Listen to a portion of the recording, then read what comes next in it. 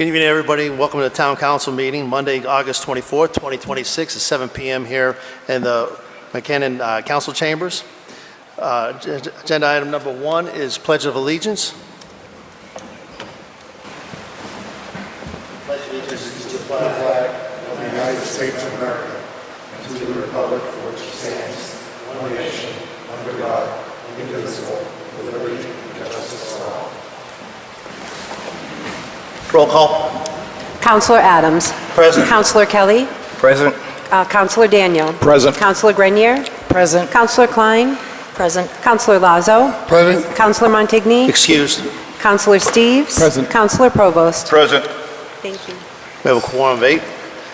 Number 3, consider and accept the meeting minutes of August 10th, 2026. So moved. Thank you. Second. All right. Discussion, amendments, questions? Councilor Klein?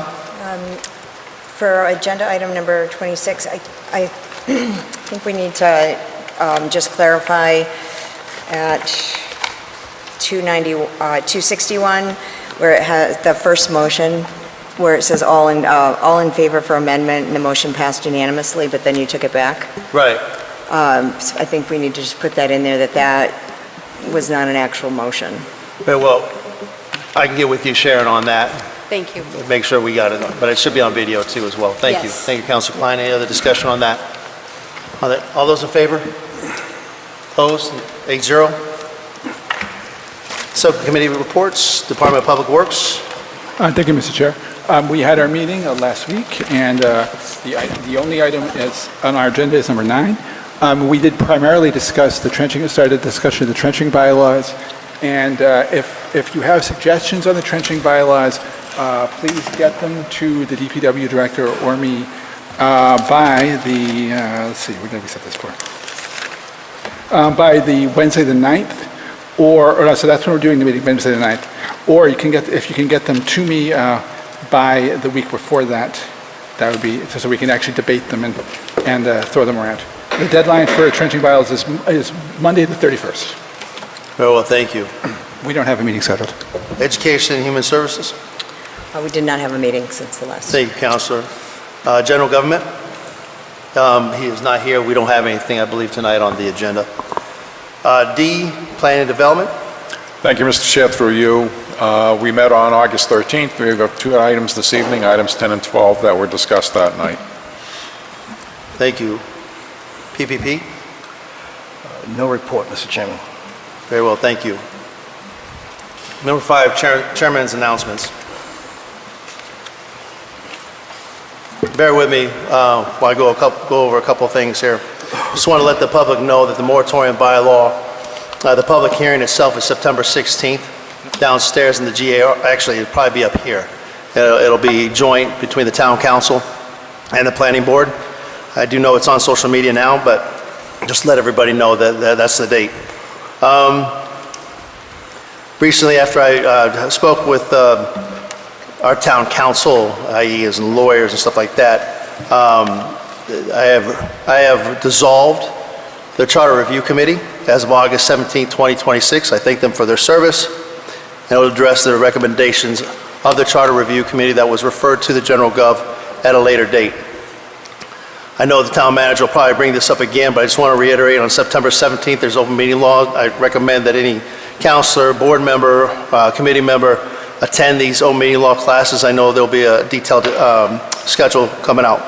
Myself, Councilor Klein, the town manager, I know Councilor Kelly wanted to be there. We were invited to the convocation for the schools. That's the first time in years that happened. Got to say a few words. It was a very nice event.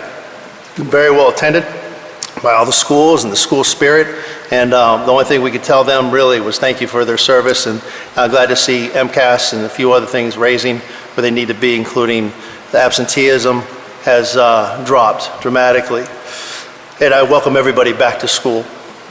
So leave plenty of time in the morning because the buses are back out on the roads. Household Hazardous Waste Day, and I'm sorry if I took the town manager's thunder on this one, but I happened to watch the 2-hour-long Board of Health meeting last night. It's Saturday, September 26th, 9 a.m. to 1 p.m., and it's open to Southbridge residents only. And I wanted to read off Actually, I wanted to read off Superintendent's email this evening that he sent to us. Where is it? There it is, right in front of me, right in my hand, where I left it. Dear Chairman Adams, this is from the Superintendent, Mr. Metzger. A personal conflict prevents me from attending this evening's meeting. However, I would like to extend my sincere congratulations to the Southbridge School Committee on the Commissioner's approval to move Southbridge Public Schools into Phase 3 of the Capacity Building Program. The milestone is a celebration of the dedicated work by school committee members over the last year.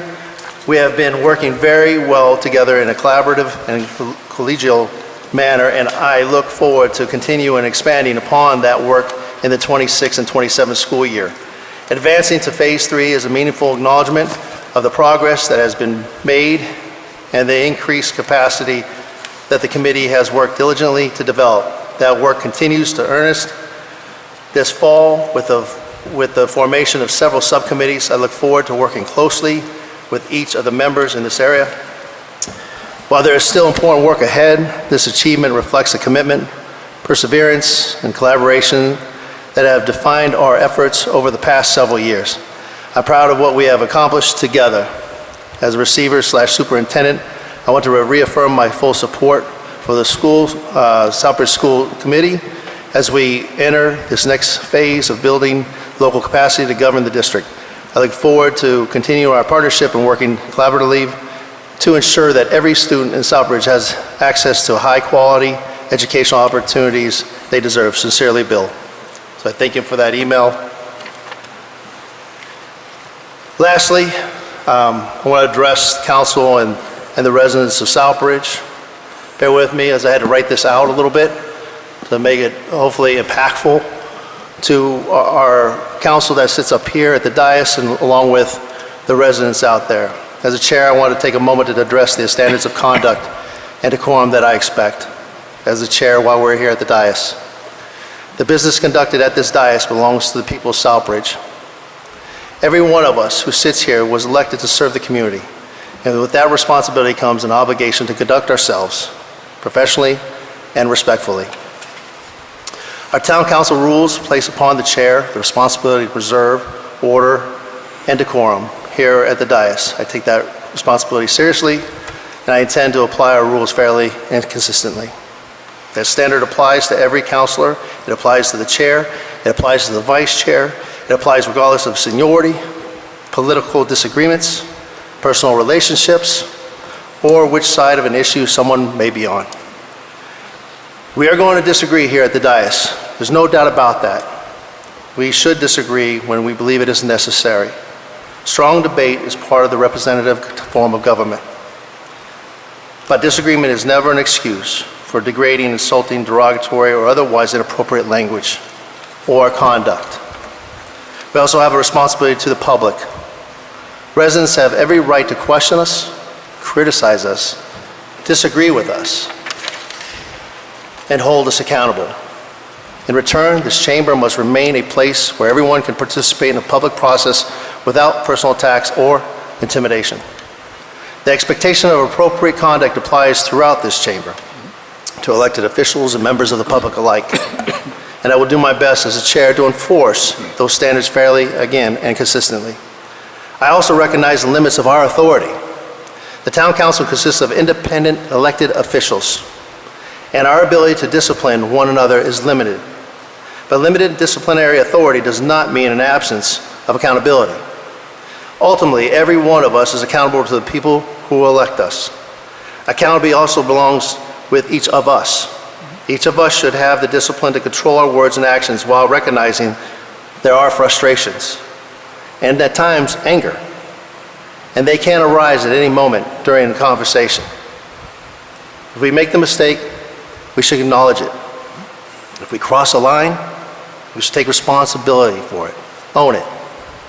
And if our conduct falls below the standard expected of the body, we should have the integrity to correct it. As chair, I will not expect anything from another counselor that I'm unwilling to expect from myself. Sometimes it's best, and this is not on the script, to look in the mirror, because sometimes that's the cause of your own problems. Going forward, My expectation is simple at this dais. Debate the issues vigorously. Represent your constituents passionately and disagree when you believe disagreement is warranted. But do so with professionalism, dignity, and respect. We're the Town Council of Southbridge. Our residents should be able to look at this council even during our most difficult disagreements and know that the people they elect understand the responsibilities of the office they hold. Low expectations cannot be a norm. We should expect more from ourselves, and people of Southbridge have every right to expect more from us. I'm not sitting up in here throwing stone at any glass house. I am guilty as charged as well on some of the debates. It's on video. I've been heated up here a few times. And you have to own that sometimes when you're wrong. All right? So I just wanted to leave that there. It's not up for debate or anything like that. I wanted to give that to the residents and the Town Council of Southbridge. I appreciate all the work that they do, we do as a team and as individuals, because I'll be honest with you, there's so much going on. Town manager can recognize that. Every day is a different day. You can put down things to do for the day, and if you can accomplish one of those things that you got done that day, you accomplish something. So that being said, I'll turn it over to the town manager's announcements. Thank you, Mr. Chairman. So first off, I'd like to welcome back the students and staff at Southbridge Public Schools, the bus drivers, all the support staff, maintenance department, custodians. Maintenance and custodians did a great job getting the facilities ready for the opening day. Like the chairman stated, I had the opportunity to speak at the convocation this year. It's been a number of years to welcome back teachers and the staff. And also I like to recognize them for the hard work that all of them do. Again, all staff, support staff, EAs, bus drivers, custodians, and everything. We have students that come in through the doors at our public schools that no one knows what they are bringing through the doors. And we're parents, we're support staff, we're the community, and they all work very hard, and wanted to recognize them in that capacity. We have great teachers, great programs, and as a parent of successful children that attended there, continue to work hard in our district. In regards to road projects, again, River Crane, Phase 2 has been paused. We have a meeting with National Grid tomorrow to talk about pole placements and some additional work that I brought up at the Department of Public Works Subcommittee meeting relative to pole hearings that we have conducted, that we have asked National Grid to address work that has not been completed when they put a pole in, as well as some of the other issues raised through trench regulations and other matters. So I'll be meeting with them tomorrow, hopefully to get the Phase 2 River Crane pole process going and for them to address those matters. Phase 1 of River Crane is scheduled to be paved this week. We hopefully get that all completed, and that first phase will be completed and that part of the project done. As everyone's aware, the downtown tip project has begun. Construction is ongoing in the area. This week, the last couple of weeks, water line has been installed on Central Street. After the Central Street water line will be conducted, they will then move to Foster Street. I'd like to thank the cooperation that we had with our business partners to make sure that we have messaging out there that these businesses are open and providing means for them to access. So please go out and see those shops and still visit them, because they are open and would support their businesses while we address that water line. Last week I was out of the office taking some vacation days, but during that week I did receive some follow-up emails relative to issues with the trenches that are going down Central Street. We're aware of those trenches, we're aware of what the regulations state. We're trying to address those with the Mass DOT. This is not a Town of Southbridge contract. It's not contractors that we're dealing with. It's the Mass Department of Transportation that has managing that contract. So everything has to go through Mass DOT. While I'd like to have a quick answer to the council, we have to work through that process, and I'm working with them to get that addressed. They have indicated that it was not part of their bid specifications, so we're trying to track down why they did not include that in the bid, and that any additional cost would be borne by the Town of Southbridge, and I'm not in a position to bore the cost of them fixing the trenches. But we are working actively to get that compliance in place. They have stated that they will, at this point, until we resolve this, pave whatever trenches on Tuesdays and Fridays at no cost to the town right now, as we work through the other existing trenching regulations, as well as putting plates down on the road. So that is ongoing, and we're working aggressively on that. North Street is on the agenda this evening for a change order. Hopefully, if that change order does pass this evening, we can complete that paving within the next 2 weeks and have that project done by August 31st as we address some additional ADA ramps and areas in that section of town. As the chairman stated, open meeting law training will take place on September 17th. I will be closing the town hall from 2:30 p.m. to 5 p.m. so that all town departments and employees can attend that training here. So it has been made mandatory for employees to attend that training. And all department heads who coordinate with boards and commissions have sent out emails relative to their boards and commissions. Town boards and commission training will be conducted at 6 p.m. here in the council chambers. So we have 2 trainings, one mandatory for staff, that will be a training, and the second for boards and commissions. We have issued notices to all committees, boards, and employees as well. We will cover open meeting law, public records law, as well as, to what the chairman stated also, is, and our message said, attendance is strongly intended for all members of public bodies and for staff. I cannot make it mandatory for boards and commissions. They are volunteers, but I have made it mandatory for employees. As it will assist with the schedule and posting of notices, agendas for meetings, preparing meeting materials and meeting minutes, and responding to public records requests. Today I received 3 public records requests from a resident asking for materials for 5 years with a broad range of materials. I'll gladly work to provide those materials, but people have to narrow that scope. It takes time, it takes staff, and we will charge $25 an hour to the individuals requesting that because of the scope of those requests. And that's allowable by law. I'm relative to providing information, but people have to be reasonable in what they request. A broad scope of 5 years worth of data with no pinpoint of what they're actually looking for is too broad for us to research. If we have to comply, we will have to put a cost to that. I don't want to do that, but we have to do that. That's not in addition to all the ones that the police and fire department get on a regular basis. So we will have conversations later in this fiscal year about public records, compliance, and positions that we may need additional funding just to respond to the sheer volume of requests that we received. That meeting will also address the conduct of meetings after the Supreme Judicial Court's holding in Barron versus Calenda, the so-called right to be rude or anti-civility cases. So there is a right to be rude, so they will cover that during the course of that training. I think it's well-timed that we have that conversation about decorum relative to boards and commissions. To what the chairman stated, through the Sustainability Materials Recovery Program, SMRP, the Recycling Dividends Program, the Curbside Department has large capacity new age compost bins available at a reduced cost of $25, cash or check payable to the town of Southbridge. This is an ideal time to begin preparing for next year's soil, so if you're interested in new age compost bins, contact Maritza in her office. And again, a reminder that the Hazardous Waste Day will take place at the DPW on September 26th from 9 to 1. During this event, we will be accepting mattresses, box springs, all type of electronics, including TVs, computer monitors, tires with or without rims for a fee. The entry will require you to prove your residency in the town of Southbridge. If you need more information, please contact Maritza in her office.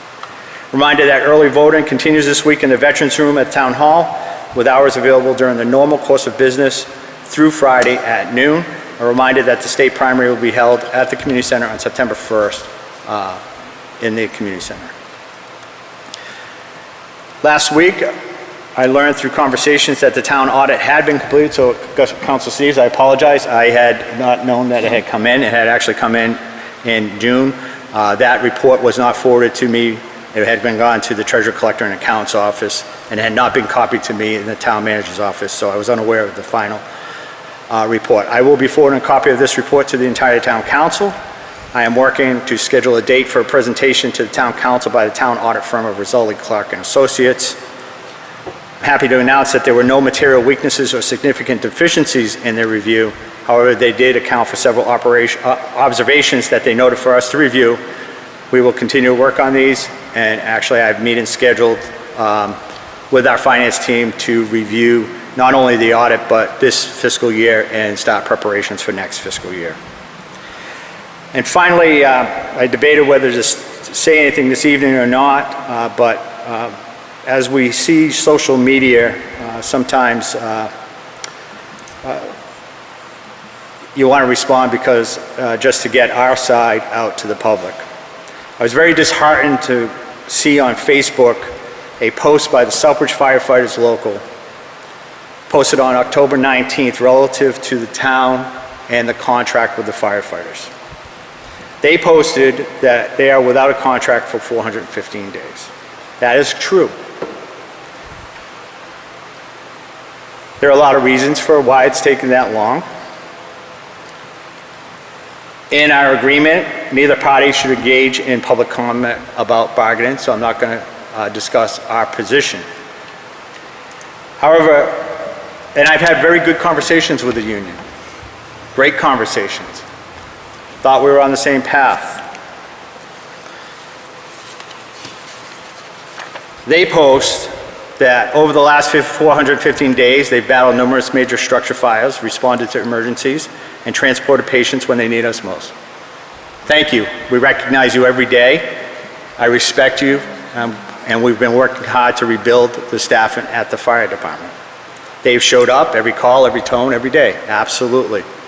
Very proud of the Southbridge Fire Department. They note that they've lost far too many trained and experienced members, and continue without a contract is not helping retain people in the community they depend on. True, and we recognize that, and we're addressing that. Yet the town has not settled a simple and fair contract with the people who continue to answer those calls. It's time for a fair contract. And on the bottom they post, dedicated to our community, disrespected by our employer. To the firefighters union, which I have a lot of respect for, and the membership, the employer is the town of Southbridge, not Jack Jovan, not the town council, the town of Southbridge. The town of Southbridge has shown great respect for the Southbridge firefighters, shown great respect, and this council has shown great respect by authorizing a brand new fire station to move into in October at the cost to the taxpayer of $29 million. The town council, who supported outfitting before expiration SCBA's to the tune of $310,000 for our firefighters. So while I can't discuss what the contract itself is, fair is a two-way street. I have to be fair to the taxpayers of Southbridge as well. I have to be a good steward of our tax dollars to make sure that they're fair and balanced with not only the fire department, but the police department, the DPW, the teachers, town hall staff, and all those factors that impact our town government. So those that post on social media that we're not treating them fairly, please know that I am working very diligently to make sure that we have a fair and balanced contract to present to the town. And if at a moment that I can present that information, I think the residents will see that we have treated our employees fairly and justly. That's all I have this evening, Mr. Chairman. Thank you. Thank you, Mr. Town Manager. Presentations. School Board, Brittany.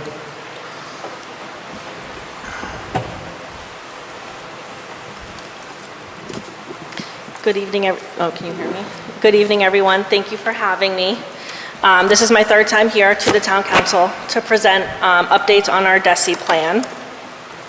Could you tell everybody who you are and what position yes. you hold? That'd be perfect. My name is Brittany Davison, and I am the chair of the Southbridge School Thank Committee. you. So phase one was focused on building relationships with each other on the committee, the town council, and our superintendent. We were holding one-on-one meetings with each other. We reached out to a lot of town councilors, and we were also holding one-on-one meetings with the receiver, who at that time was Dr. Villar. We also began working with our DESI mentor, Juan Rodriguez, who was meeting with the chair and vice chair to have bi-weekly meetings, offering advice and assisting us in continuing to move forward. We participated in multiple trainings, including charting the course, which is mandated for all school committee members at the beginning of their service, but we did it as a group together. We participated in 3 important district meetings, talking about school openings, updates on public budget. We attended the first joint building meeting with the town council at that time. And we also developed our norms, which are operating protocols, and voted that into effect in March of 2025. During phase 2, we focused on increasing our training. We did parliamentary procedure, which was done by the town manager. We also did a training on open meeting law, policy. We also implemented our policy subcommittee. We did a training on superintendent evaluation and collective bargaining. We were also able to bring back student representatives to sit up with us on the dais and provide updates. The chair and vice chair continued to meet with the superintendent, and any member of the school committee is also able to have a meeting with him as well if they wish. And again, we continue to focus on building relationships with each other as well as the town council. Phase 3 is going to begin sort of at this time. The current commissioner allowed the school committee to create what phase 3 was going to look like. So I reached out to all members of the town council. The school committee did an exercise. We also spoke with members of MASC, which is the Massachusetts Association of School Committees, as well as Holyoke and Lawrence, which were the other 2 schools in receivership at this time, to get their input and help us create a plan that would allow us to continue to move forward through receivership. And with that plan is sort of focusing on putting our training into practice through hands-on implementation and action. We created the phase, which I sent out to all the town councilors. The commissioner approved it, and that is, like I said, beginning at this time. We completed our subcommittee assignments and voted our chairs, which you can see here. We're going to be implementing next the finance subcommittee curriculum negotiations, which will be done by the receiver, but we're able to participate in that as well. And as you can see in the plan, there is no specific date for the end of receivership, which I know is the feedback that we got a lot from the community, from town councilors in the past. However, what I will say is that we will continue to advocate for quarterly meetings with the commissioner to talk about the progress that we are making and moving forward with hopes, again, to work our way out of receivership.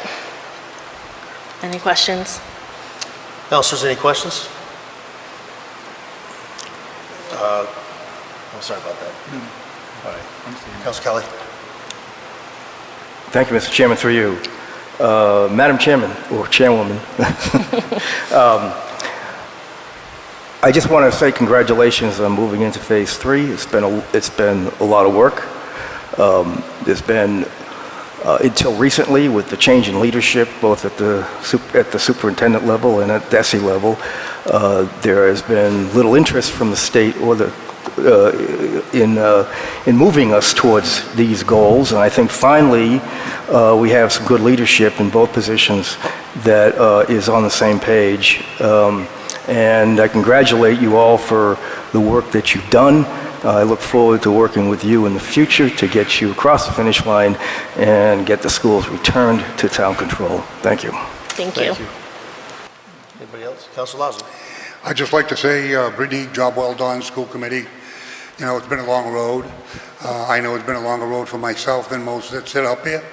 But it's great to see that the subcommittees and the chairs are being picked and the active movement in actually looking and acting the school committee duties out. I served many years on the school committee. I just have one question. I don't know if you can answer it. Try. When are we getting the schools back? Is there a projection? I know this is the phase 3. I mean, is it after phase, 4 or 5? When does the state think? In other words, usually when you build a house, you give a completion date. The state's not good at that. So for me, it's like we have done, and when I say we as a town, as a school committee and a council, have done everything that is asked of us. And every time we just ask that simple question, are we close? Are we near? Is it another quarter mile down the road? Where is it? Doesn't seem to be. We get new commissioners, we get new revolving door at the state level. But have you heard of any blueprint that has a finish line to it? We don't have, like I said, like an exact finish date, but Phase 3 is the final phase in our plan that was adopted in 2024. So this is our final phase. And like I said, myself and Vice Chair Carla will be continuing to advocate to have quarterly meetings with the commissioner to talk about what we have been doing in terms of implementing all of the trainings and doing our subcommittees to show that we have the capacity to take back the schools. So no official date, but we're making progress. Thank you. Southbridge has had its stuff together for a little bit, and I think the school committee's done a fantastic job. Good luck in the future. Thank you. Anybody else? Madam Chair.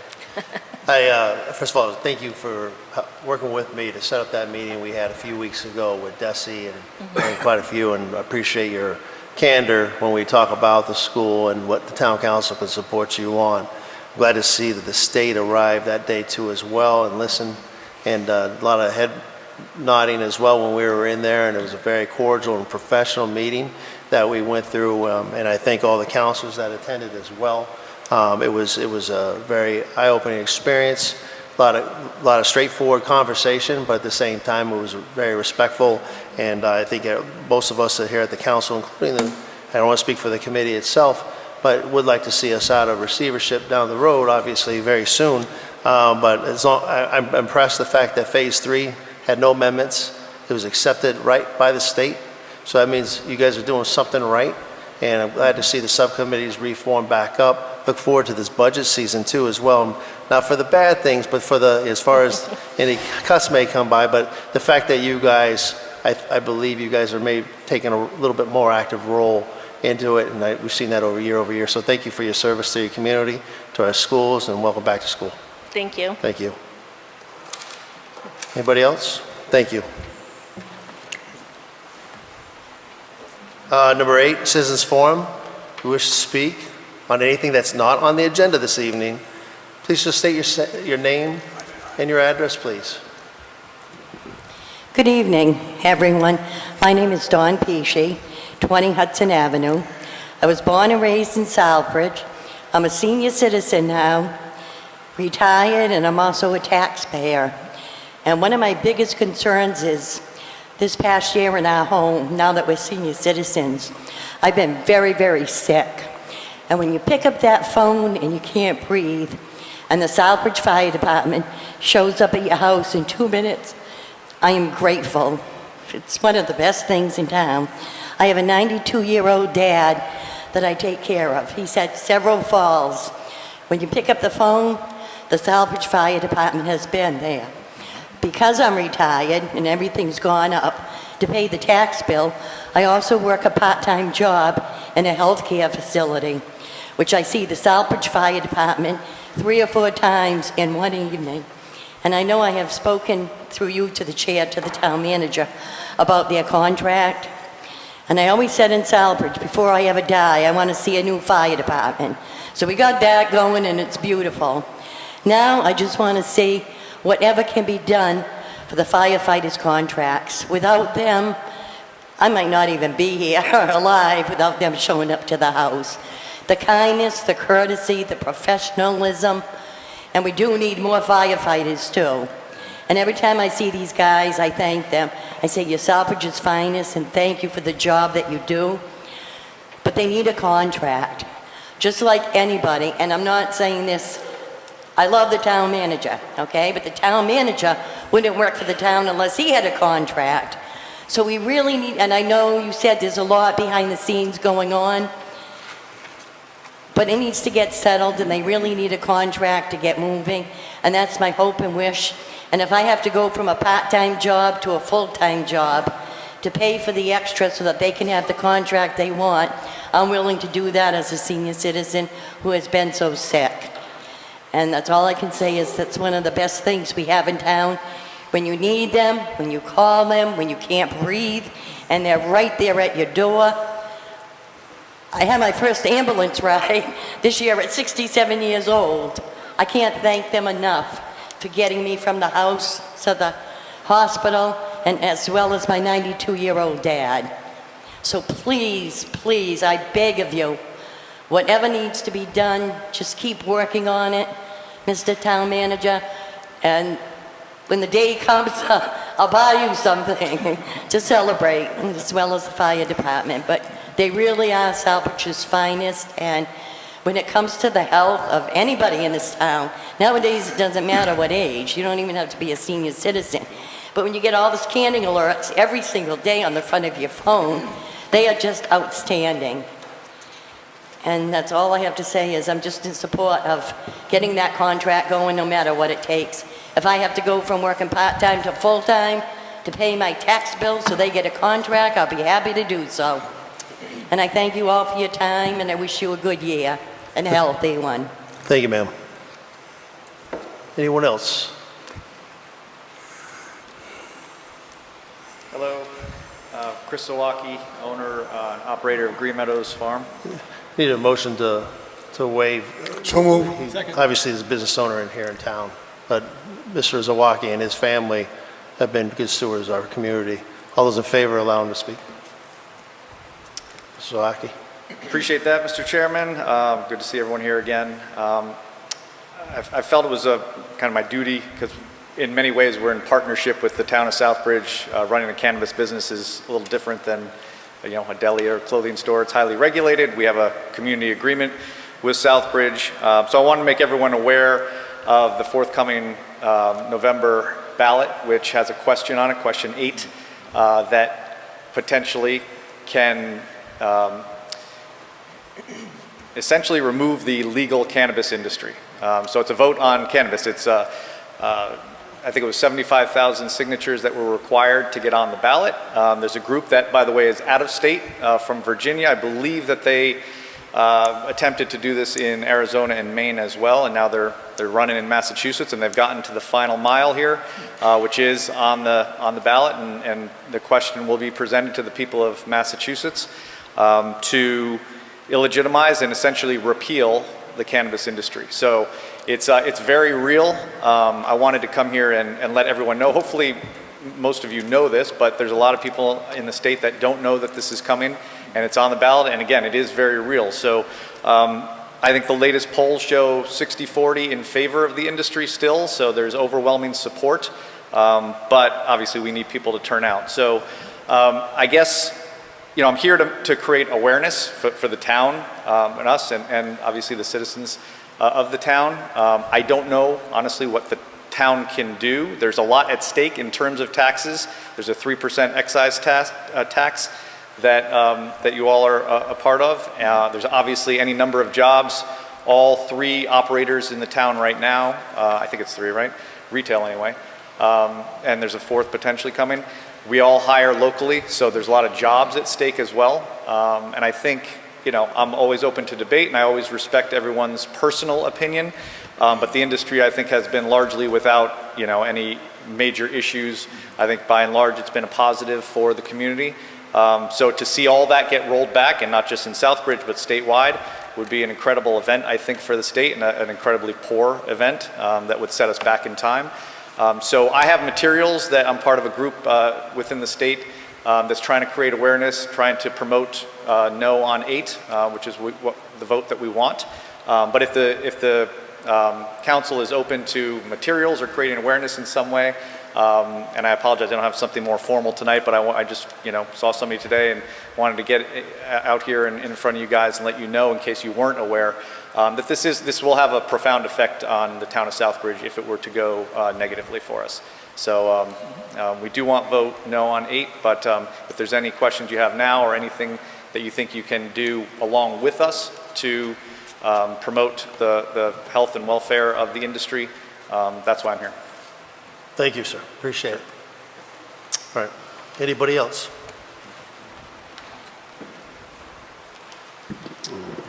Rick Stoddard, 23 Jacobs Road, Southbridge. This is an open letter to the Southbridge Town Council. The council asked me a few years ago on a post I made on Facebook if I thought I spoke for everyone in town. The answer is no, I don't. But I do believe a lot of people think along the same lines I do, and that's what brings me here tonight. I voted for several of you to become members of this town council. I don't know any of you personally, and I have mostly approved of your roles as town councilors. I, however, do dislike how some of you have total disregard for your representation of the town and your lack of decorum when things don't go your way. Your lack of respect for your colleagues and others is disappointing. You volunteered to be a representative of the people of Southbridge. We didn't convince you to run. You made that decision. You are here to represent the citizens of Southbridge and to do it in a way that represents what the people want, not what you want. Your goal should be to guide us, not force us, towards a safe, prosperous, and better place to live. I feel some of you have succeeded in these goals, and some of you have lost your way and forgotten whom you represent. I believe the last election showed beyond a shadow of a doubt that the registered voters of Southbridge had had enough of the arrogance, rudeness, and self-serving attitudes. You were not elected to judge, you were elected to serve. At a recent town council meeting during the councilors forum, Councilor Kelly decided to scold a citizen for posting concerns about multiple mentions of a data center in Southbridge by the Lundgren Equity Group. Councilor Kelly claimed to have watched the meeting and insisted that the data center idea was only mentioned once and he couldn't understand why citizens were so upset. I was alarmed by multiple mentions of data centers, which I believe shows intent, not just a passive mention. Hopefully Councilor Kelly knows his information was completely and totally incorrect and will do his own research for the facts before making any accusations again. I find the actions of Councilor Lazo during a recent meeting and as a representative of the town of Southbridge to be reprehensible and disgusting. Calling another councilor member or anyone a name that I literally will not repeat is beyond anything I could have imagined coming from an elected official. Councilor Lazo's reputation as a bully has been plainly visible more than once.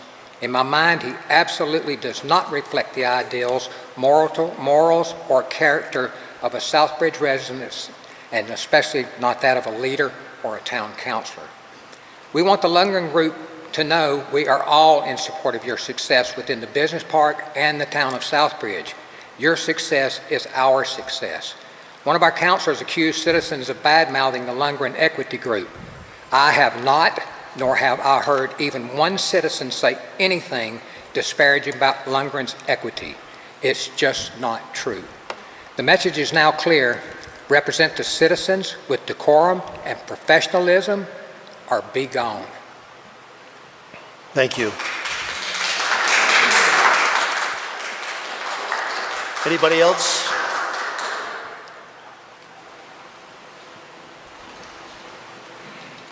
Good evening. Good evening. I'm Lori Brennan from 47 Jacobs Road. The Environmental Health Project has documented 6 areas that affect the health and quality of life for those communities living with data centers. They include light pollution, air pollution, noise pollution, water waste, increased utility rates, and climate change. Tonight, I'm going to focus on the health issues created by data center pollution. The first type of pollution is noise pollution. Once up and running, the diesel generators, heating, AC, and ventilation systems create noise levels above 90 decibels. Noise levels at 85 decibels and above cause hearing loss. The noise from these centers is 24/7, all day and all night, every day and every night. The other 24/7 pollution is light pollution. Data centers require 24-hour lighting. Constant lighting disrupts our circadian rhythms and melatonin production. Melatonin is the hormone needed for sleep. Long-term noise and light pollution causes hearing loss, stress, insomnia, and decreased quality of life. We have a local example of this just over the town line in Charlton. An article by Jim Kenny posted on Mass Live, July 28, 2026, titled, "Just Deaf Ears, Like Wilbraham, Charlton Neighbors Frustrated by Buzz from Gas Plant." The article quotes our neighbors as they describe the issues they experience living next to the Northeast Energy Center natural gas plant. This plant produces noise decibels of 50 to 70. A data center, again, reaches levels of 97 decibels or higher. Hearing damage occurs at 85 decibels.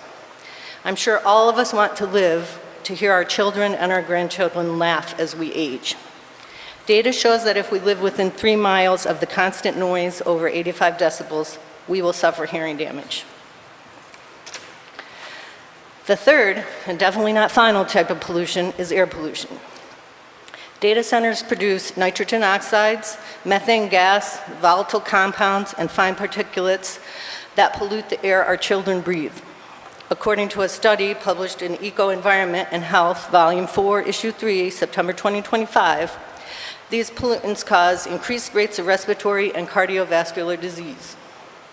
A model created in the study suggests that by 2030, that's only 4 years away, approximately 600,000 asthma cases would be created by the air pollution from the data centers in our country. We do not need our children growing up under the threat of respiratory disease. By the way, they estimate the nationwide financial burden for these additional health problems will be over $20 billion by 2030. And we all know this burden disproportionately falls on low-income residents. A recent Fox News poll published on foxnews.com, July 27, 2026, showed that 70% of registered voters oppose data centers in their communities. So everybody's saying, don't put it in my community. So where's it going to end up? So other states have outright banned data centers. And I want to ask you, counselors, what does Texas know that we don't? I feel the only way we could consider a data center good for Southbridge is if the regulations we put in place contain no tax incentives for the billionaire developer, no impact on local power supply and utility rates, a solid, no-fail closed-loop water system, a 3-mile buffer zone for any residential properties, and some type of direct benefit to the community. The list of negatives is long. Tonight I focused on the health problems that result from data center pollution.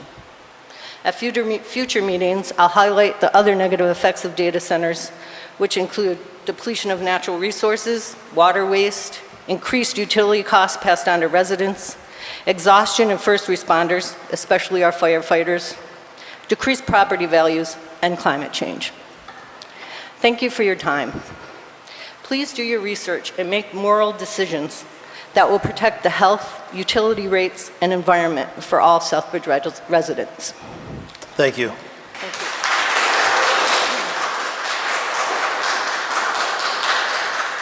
Anybody else? Go on. Never mind. Hi there, Denise Clements, 128 Country Club Place, Southbridge. I'm up here with a number of items, and not sure whether I should come up each individual. So first off, I'm going to hit upon holiday visions again.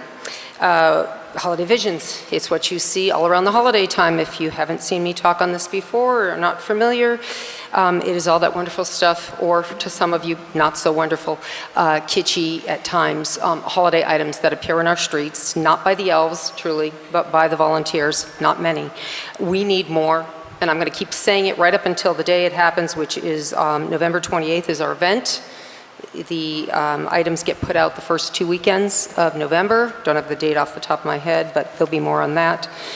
But in the meantime, if you could go to Facebook, to Southbridge Holiday Visions page, which is open to anybody to look at, you will find updated, albeit occasionally delayed, but updated timing. This evening I'll be posting. For instance, tomorrow I'll be there from 11 to 1 and 4 to 8. On Wednesday, I'll be there from 4 to 7. On Thursday, right now, I'll be there from 9 to 12 and maybe more. I will be posting the weekend hours as soon as I get a moment to think about them, but there will be some. There had been hours for almost 3 weeks straight up until last week when I was working on the Cups and Kids, which was a great event, by the way. The town, the locals and beyond really turned out for that. So it was a fantastic event. Saw some of you there playing, but I was working on that, so could not give up much time for Holiday Visions last week. Needless to say, we can all probably give an hour or two, maybe more, to make the holiday spirit here in Southbridge, which so many talk about and post about and say how wonderful, but it can't be done with just a few hands, and there really are only a few right now. So most of the evenings and days that I attended to do the rehab and the new vision, it was just myself, and occasionally one other volunteer, sporadic. You know, we have a few family members that help out, my husband, my daughter, fantastic people. Thank God I have them. And my other daughter, when she has time between work. But anyway, the point is, get out there for this holiday, help us out, go on Facebook, take a look. If you want to email, please email to southbridgeholidayvisions@yahoo.com. I prefer that you don't post on Facebook to us. I try to get back to a message, but I don't always get that done in time, in a timely manner. So if you could send it to an email, that would be much better. I'll get an alert on that. Okay, so that's Holiday Visions. Let's move on, because that's, you know, that's ongoing. Sure, it's southbridgeholidayvisions@yahoo.com. Visions with an S. All right, great. And my phone number, I'm listed under the Facebook page. You can find all our contact information there. So we're very easy to find. Call the town hall, ask for me. Somebody will tell you how to get to me. I'm around. But anyway, I do work, so flexible but. Okay, Central Street project. That came to me. So I'm not having Central Street, it's going to be a project for many years. We've known about this for 20 years, I think, thereabouts. It's time. Things are happening. The reason I bring up Central Street is because of the work that's being done on the upper half, which is not still slated to be paved at this point, which was a real shocker to me. Very disappointed. Hopefully that will change. But in the meantime, as they were digging up water lines and talking about fire line stubs and things for future development that's going on that road, I asked questions about the sewer lines. This has been an ongoing problem with projects in this community, not just now, but in the past as well, where, oops, we should be doing something about making sure our other infrastructure is good while the road is open. Because if you don't know, once the road is open, there's generally a 5-year moratorium on opening it back up to fix things that are broken. So if a sewer line or a water line, depending on what they are working on or not fixing when they have the road open, is not at least looked at and has some idea, once the road is closed, it can be a super costly expense should somebody need to open it, because you have to, it was explained to me, I don't know the details, I just know there was a lot going on in order to make that tar look, that pavement look accurate. So, as Pam Regis used to say, Mr. Town Manager, are we doing anything about the road when it's opened up? Because that was, like 15 years ago, and we were opening Henry Street, I think, at the time, and we were assured that we were looking at all infrastructure. So my understanding is we're not looking at sewer, or we haven't looked at sewer, and that's a sewer, Jacob Sewer, I guess, is our sewer people. I wasn't aware of that. It hadn't even marked the sewer. Mrs. Clements, can you give me one motion to extend the time? Motion. Second. Oh, Very well, all those in favor? I got to get to the good stuff. There you go. Yes, Ms. Clements. Okay, so anyway, I'm bringing that to your attention because it is important, and there are a lot of places, yes, some have upgraded and done things already, but there are other buildings there that potentially are being sold or things being done, not just what we're hoping to get done sooner than later, but others. And I just want to make sure Southbridge is checking and making sure they're doing what they can. As it comes to the plates, I don't know, you all shake your heads and you want plates on the road so that when you go down once, maybe once in a few days or whatever, that, there's plates. But do you know how much time and cost it is involved in putting the plates down every single day? How much time is lost so that job will take a third, at least more, if not more than that. I talked to contractors about this, by the way. It's inconceivable, really, to expect them to put metal plates down the entire length of the road that they dig up every day. It's pretty cool to watch 3 large buckets, scooping out road. Anyway, I'm just saying, patience, good things come to those who wait. Have a little patience with this project, but check into our infrastructure, because that's really important. I'll double check on that. Okay. That Okay. engineering had been done a number of years ago, but I'll follow up on the sewer issue. Right. Okay.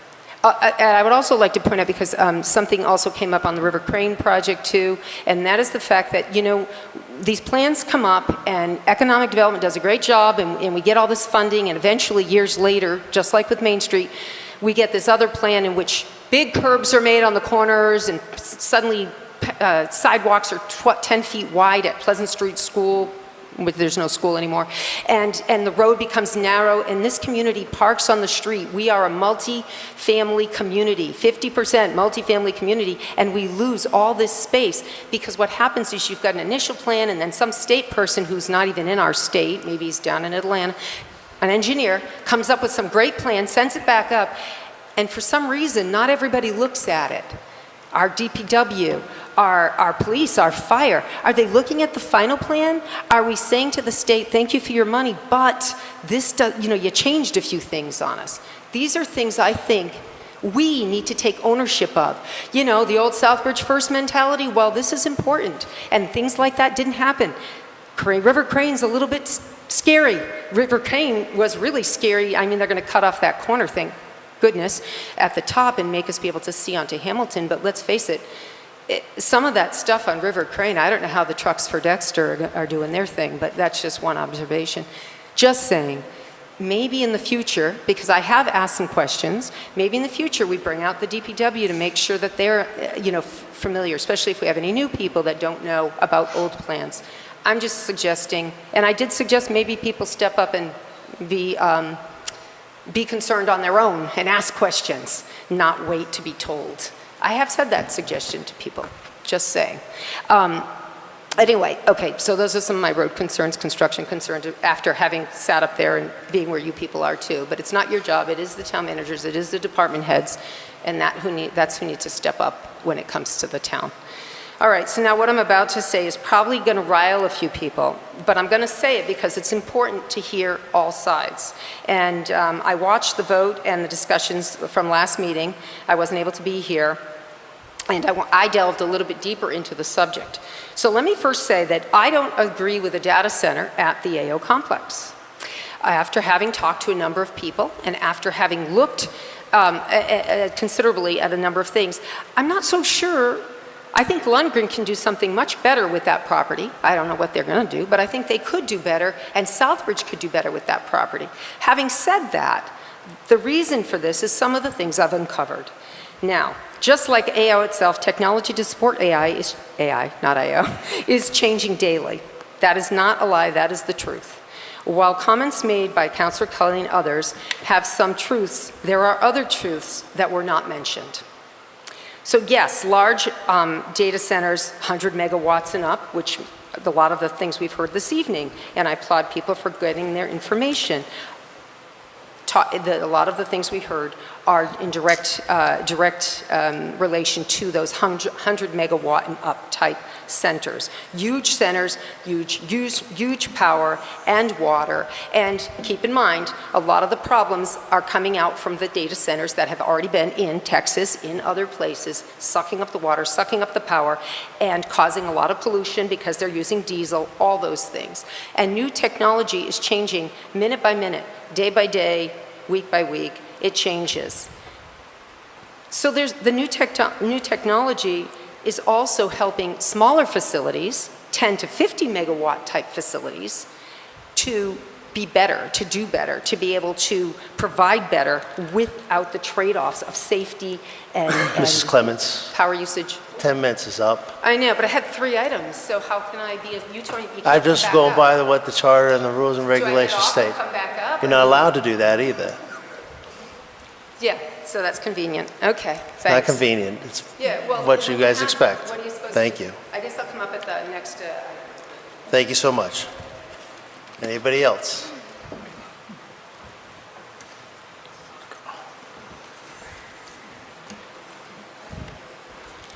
Helen Boyle, 121 Everett Street. I want to thank you for your diligence on your educating and following it. So on that note, there are many, I had a discussion with someone sitting on council. Sorry, I'm always nervous standing up here, the other day. So education, our phone is an encyclopedia. You can dig in and find. There's research out there on this data center. It is dangerous for our environment, our health, and everything else. So when someone says there isn't information, it's a lie. There's billions of information out there. If she can find it, we can find it. On the other note, watching the last town council meeting, I implore you to be respectful of each other. You are all incredible people. You were voted in here by citizens.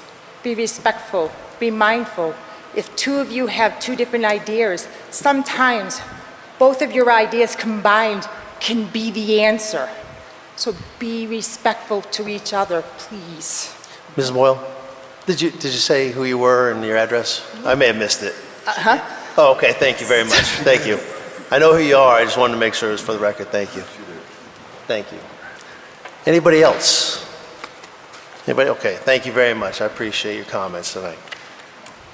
Number 9, vote to confirm the Town Council appointment of Matthew West as a citizen member to the DPW Subcommittee for a 1-year term, effective immediately through June 30th, 2027, pending completion of state ethics. So moved. Second. I have a first and a second. Thank you very much. Councilor Steves? Yeah, we recommended that unanimously. Matt was unfortunately not able to be there because that was my fault because I forgot to tell him when it was happening. But he is here now if you have any questions. Thank you, Councilor. Any discussion on that? Mr. West, I think you're supposed to like a 20-minute speech or something like that. I think it's requirements. But no. Keep it, whatever you'd like to say. Hi, thank you, Mr. Chairman. Thank you, Council, for having me. My name is Matt West. I live at 23 Arlen Drive. I am a new member of the community. I moved here 3.5 years ago. I am a homeowner, a taxpayer.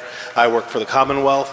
And my first experience coming through Southbridge was driving through around the holidays. And I was like, wow, this is a really nice feeling. And I just turned up to become a resident here. So DPW is going to be new to me, but it's an opportunity for me to look at my community and how I can put some energy into getting things better. That's what we want to do. We want to make Southbridge. I hear all these stories about what Southbridge was and where we want to get back to that. And I found out that my wife's grandfather was born and raised. So he's no longer with us, but he worked in AO, and so we do even have some family connections here. So just want to be a part of the community, more so than just popping into our local businesses. Hopefully get to work with all of you on a different basis, get to know you a little more, and we can get our roads looking good, because driving down Main Street now that it's smooth is awesome, East Main, and getting some of these other roads that are not so nice would be great. Getting through some of these snowstorms with making sure that our roads are all plowed within a few hours if they can, salted, sanded, etc., would be great. So if I can have some role in helping you guys all out with that, I would love that. So thank you for your time. Thank you for everybody who has given me an opportunity. Thank you. No question. Any other discussion? Council Lazo. I'd just like to thank Matthew for stepping forward, volunteering. It's hard to get volunteers to come forward. I think you'll enjoy it, and I'm looking forward to working with you. Thank you, sir. Thank you, Mr. West. I appreciate it. Councilor Klein. Just like to say thank you, Matt. It's great to hear people that are that have only been in the community for a couple of years getting involved. I always love to see that. Thanks for volunteering. Thank you. Thank you. You still had 20 minutes to go, but you go. No, I'm good. I really am good. I should be careful what I ask for. I got it. Any other discussion on Sweat? All those in favor? 8-0. Welcome aboard. 10, vote to approve the use of senior tenant program funds using the same terms as the CDBG fiscal year 22-23 senior tenant program funds administered by the Economic Development and Planning Office. So moved. Except to allow for a greater income to debt ratio. Allow the town manager to sign all related paperwork. So that was the moved. time. Yeah, there you go. Second. There's a second. Thank you. Discussion that went through Councilor Daniel. Thank you, Mr. Chair. Through you, this was approved unanimously to move forward. Thank you, sir. Any discussion on this whatsoever? Just want to say thank you to Ms. Dean and her staff for putting this up pretty much last year to help some of the seniors who are in dire need of rental assistance. This is part of the program through free cash that we approved last year, this past year in the budget season. And you know, this does help out the most needy of our seniors within our community from going homeless. And so thank you for extending that out, Ms. Dean and your staff, and making guidelines. I know it was you had to listen to everybody's ideas on it, but the fact is, I know personally some individuals that were there that are still housed today because of that program. So thank you, and hopefully we can continue to do this on. All right, any other discussion? Yeah, Councilor Kelly. Thank you, Mr. Chairman, through you. What was the new income to debt ratio? Ms. Dean, if you want to, or Ms. Town Manager? I was not present for that meeting. If I may, through you, Chair, it is now 3. We'd come up with a ratio before that was 2.5, and so now we've increased it to 3 to open up the opportunity for just a few others whose applications have come in the door. Thank you. Any other discussion on this? Councilor Klein? Hi, can you tell me how many seniors have been helped through the program to date? I wish I had that statistic in front of me. I may have included it in your memo, but it was somewhere around a ballpark of 30 plus, and we received about 45 applications to date. I can fact check myself when I get back to the office and get you that number. Thank you. You're welcome. Yeah, I don't see it on here. Okay. Okay. Any other discussion on that? Councilor Kelly? Thank you, Mr. Chairman, through you. So the money that we're putting in is another $50,000 through the Community Development Block Grant for fiscal year 22-23, correct? If I heard the question right, you were asking if the funds were coming from the CDBG Yes. grant? The funds are not. The funds were raised locally thanks to the town council in the spring, and we're now just sort of outlining how those funds will exactly be used.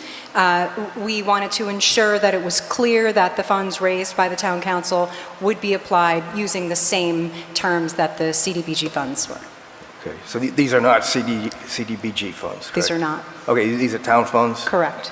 Okay, thank you. What's the plan when this money runs out? Do we have a plan? The plan is to carry on similar to how we have with the CDBG fiscal year 22-23 funds. We'd spent down approximately $97,000 of the $100,000 that was put aside for CDBG senior tenant program funds, and so you're now at the point that you can, you need additional funding if we want to help more applicants. So now we're going to lean on the additional $50,000. It's up to the town council. What I predict is that if these funds aren't spent down, then I might come back to you and ask, would you like to consider opening up the terms? Do we still see a need? Do we want to turn the funds back? Right, so, that would be something if the funds aren't spent down in the same way. Thank you. To try to answer that question for Ms. Dean, I did ask her when we put this together that we keep an eye on what the level of funding is left throughout the fiscal year.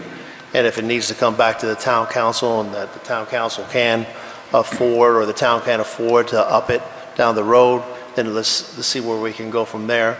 Just not squash it because obviously there's a need for it as long as the requirements are met through the process. But I did ask her, I will keep in touch with her as well just to make sure where we're at with that. Councilor Steve, Councilor Kelly, you good with that? Yes. You're good. Okay, Councilor Klein? Is it only does it only cover rent, Peg, or are seniors able to ask for assistance for moving company costs or relocation costs?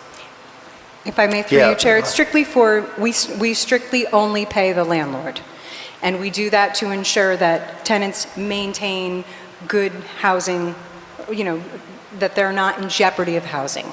It is up to them then, if they're then saving those extra funds that we're supplementing their rent with, it's up to them how they choose to spend their extra income.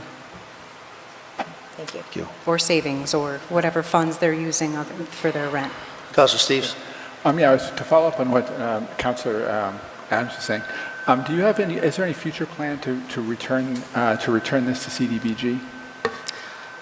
If we should need to keep it going? If I may through you, Chair, if it came up in a public hearing for CDBG that the town wanted to advocate for those funds, then that would be something that the town could consider in an application. I take it has not because this is 2020, this is the 22-23 funding that we're just spending down. Correct. So we're now in the 27-28 CDBG cycle now at this point? Correct. If I may through you, Chair, 22-23 was a unique double year. You typically only have a one-year grant chunk. Right. 24 is North Street, 25 is housing and commercial rehab on hold, 26 we're hoping we get awarded for the bridge design for the rail trail and transfer station feasibility study. So then the following year would be the fiscal year 27. And usually I would start heating up with public hearings in the fall. Okay. However, we talked about wanting to start to do public hearings every 2 months. In light of the unique circumstances right now in our office, we're down staff and we're in the middle of having to work on a lot of files. We haven't had that public hearing that we would like to, but I would predict maybe October. Okay, okay, thank you. Thank you, Counselor. Anything else? Counselor Klein? Are seniors allowed to apply more than once? That is a great, if I may, through you, Chair. That was the hang-up for me. So right now, by law, seniors can only get 3 months' rent one time only. Now that it's local funds, you can consider allowing someone to come back. And you can say maybe after 1 year, or you can say whatever those terms are. We haven't gone there yet. Counselor Klein, you good? Are you good on that? Yeah, okay. So I just want to make it clear that one thing, once CDBG funds were done, once we adopted the free cash, that opened the door and less restrictions from the federal or state government to be able to use our own funds to help out seniors. But many people think that it's just for the tag area. That's any senior in Southbridge that's renting. We have multiple programs for those that own property, but this was specific for renters within Southbridge that meet the certain requirements for it. So I think all the questions have been asked multiple times for you, but it's one of those things that just we can adapt it to, or the town can adapt it to what it needs. Yes, Ms. Dean. I also want to clarify, I think I needed to correct myself from the subcommittee meeting. I was asked what senior is. I think I'd said 62. It's 65 in the guidelines. And I think I was asked when their rent would have had to have increased. And I'd said within the year, it's 18 months. So 18 months over 65, if you've had a rent increase of 25% or more and you can prove it, we will be able to help you. And you meet the income eligible requirements, most importantly. Anything else on that one? All right, all those in favor? 8-0. Thank you. Thank you. Thank you, Ms. Dean. Number 11, vote to approve change order number 3 from ML Partlow Contract in the amount of $41,719.78 for the unforeseen additional work on Crystal Street area to be paid for through the road improvement account number 9133 and/or Chapter 90 funds. Allow the town manager to sign all related paperwork. So moved. Thank you. Second. Thank you. Mr. Town Manager? Thank you. I had asked to bring this up. We're trying to get this Crystal Street paved. It was found during the milling of the road that in the area towards Main Street, the amount of materials left are very thin. In order to make sure that we do this and have a good base coat to last, similar to what happened on the side streets, we're looking for this change order. I've asked the DPW here to answer any other questions relative to this. The scope of work for the amount of work is $86,000. They had reviewed all the materials that were left and any changes through credit for items and reduced that cost to $41,719.78. This would allow us to excavate 8 inches of existing base, install 6 inches of dense grade gravel, grade and compact, install the 2-inch binder, and then put the final product on. And this would make that area complete and whole and be completed by August 31st is the goal. DPW director's here. I'd asked him to be prepared for any questions. Thank you. Discussion. Councilor Kelly. Thank you, Mr. Chairman, through you.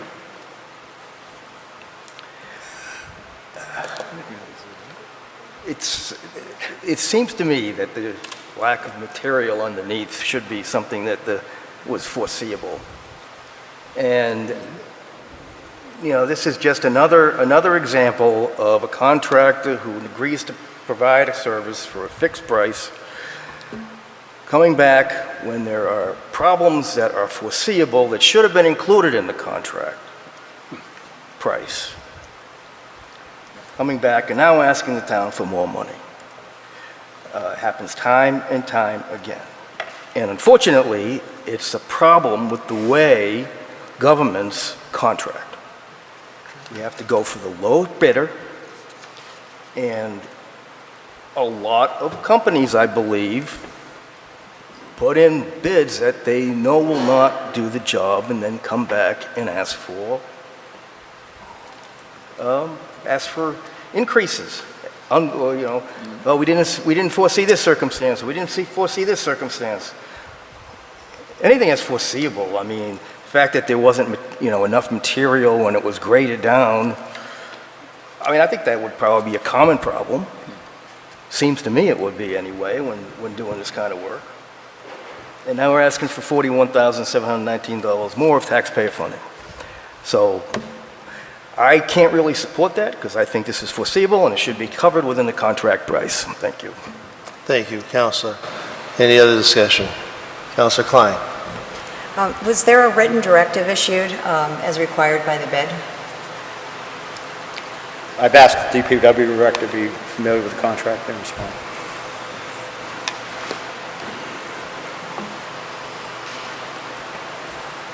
Could you repeat the question? Is there a written directive? As far as how deep the asphalt was? Yes.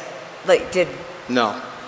The directive was he bid line items and quantified the line items. He was milling down 1.5 inches of the road. That's how we never did any test pits prior to this project. And moving forward, that's what we're going to be doing. We're going to do test pits to see how thick the asphalt is. Thank you. Any other discussion? Councilor Lazo. In the construction business, there are some things that are unforeseen. When you grind a road, unless the town does borings, which is a hit or miss test, if you really go down there and see where it was heavy, where it was concrete, where it was light, and where it was gravel, you would have to try and throw a dart at a target to try and find where it's thin. You wouldn't know. So going forward, it's like running into ledge. It's unforeseen. There's no way you can know it. Running in, when we do Hamilton Street, the trolleys tracks are still underneath there with the brick as you go by some of the shops down there. So in some cases, I agree with Councilor Kelly. On this one here, it's almost impossible to figure out how thick the asphalt is on every square foot of that road. You can do the borings, it'll come up with, you got it, you don't have it. But if there was a unit price with the contract, in other words, if we run into this problem, like on my contract, ledge and water is extra. When I dig a hole, I don't know if I'm gonna hit ledge or I'm gonna hit water and I have to pump. Other than that, I can control the site. So in this instance, they're working with surfacing. If you can somehow guarantee the thickness, which you can't, and that's the I don't know that you run into, is when you grind through the road, there's a special base that you have to use where the gravel is, and then you use top for your finish. So on this one here, I know it's frustrating, but I think, this one here, I gotta vote for it. Thank you, Councilor. Councilor Steves. I guess this is through you to the DPW director. Are there any, if doing these little test pits is cumbersome and expensive, is there any way to scan it with radar or whatever over the surface to see what's actually underneath it? I think it'd be cheaper to just have the DPW just do some test pits before we pave a road or mill a road down. Is there, to be honest. that devices does exist though? Excuse me? I said that kind of a device does exist though? You could probably scan it, but you're going to pay for it. It's not cheap. Okay. Maybe that's something that we ought to think about doing as a regional expense, that several communities can use one of those things to share it for those kinds of projects. Just an idea going forward. Thank you, Councilor. Councilor Klein. I also like to point out that the total change order is actually $86,670. Yep. And we're applying credits that gets it down to $41,719.78. Yep. Should we amend the motion to reflect the actual change order cost less credits so that it's more transparent? It's up to you. And then I have a second part to that question before we do that. But since the majority of this project was CDBG funds, the change order credits, part of those are the curved curbs, were not in Crystal Street's scope. So is that going to be an issue with CDBG? I don't believe so because it's all within the change order is 86,000, so we're above the CDBG funding. So it's all about the CDBG funding, so the credit. CDBG doesn't require any notification if the scope is changed? We're not changing the scope, we're just changing, Well, Crystal has changed significantly. Yeah. as far as the level of pavement, base, right? Right, it was originally slated for 1.5-inch mill asphalt paving, and we're basically replacing the street now, right, with 8 inches? To bring the base up to have the final coat of pavement. Yep. Yes. I don't believe we have to notify the CDBG. Thank you. Councilor Steves? If I can clarify to follow up on what Councilor Klein asked, maybe Peg can answer this question. I thought the original CDBG funding was going to cover North and Mechanic Street, and then Crystal and some of the other side streets were added in later. Were they actually covered by CDBG? Ms. Dean, go ahead. Yes, if I may, through you very quickly, Mechanic Street was not eligible according to CDBG because it cannot be determined that it's being used by only low-income residents or majority low-income residents. You have an interior neighborhood where you know it's relatively constricted to those low-income residents that are substantiated by census tract, where Mechanic Street, you have people zipping through from north, south, right? Highway, yeah, so sure. they would not allow us to do Mechanic Street, if you remember early on. So we weren't allowed to apply with Mechanic Street included. So the money that was going to Mechanic Street got shifted to the other streets? Yeah, it was never awarded to Mechanic Street. And they don't get into the weeds that much on the scopes of our projects, just for reinforcing the town manager's response. Okay, thanks. Yes. One more Councilor. question. So I asked earlier if there was any kind of a written directive.